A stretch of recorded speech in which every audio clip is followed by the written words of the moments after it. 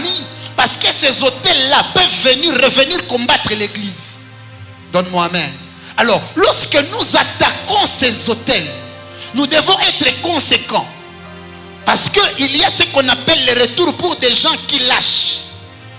Tu dois t'élever et te dire cet autel doit prendre fin. Ces conséquences ne doivent plus continuer à déranger ma vie.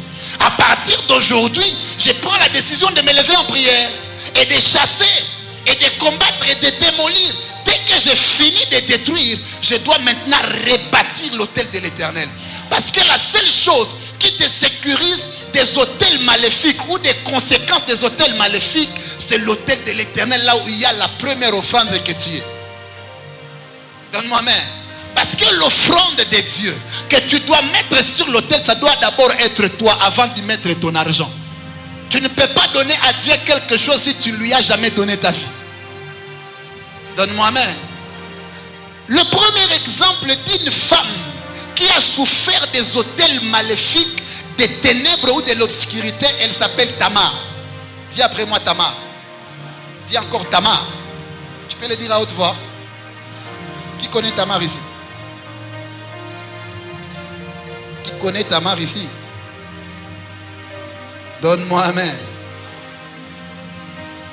Genèse chapitre 38, on commence au 6e verset. Je vais faire la lecture kangourou pour qu'on aille vite à cause du temps, parce qu'il est déjà 18h juste.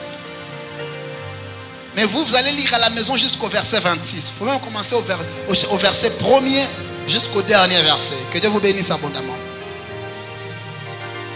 D'abord, pour vous expliquer vite, Tamar fit la belle-fille de Judas, le 4e fils de Jacob. Donne-moi amen.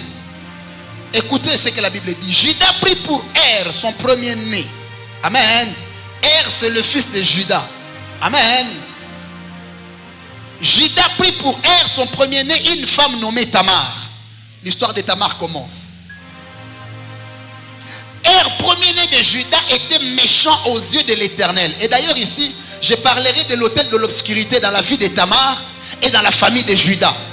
Pas Judas Iscariote, mais Judas, le 4e fils de Jacob. Que Dieu vous bénisse abondamment.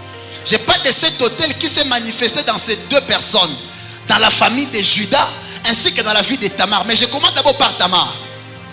7. Er, premier-né de Judas, était méchant aux yeux de l'Éternel.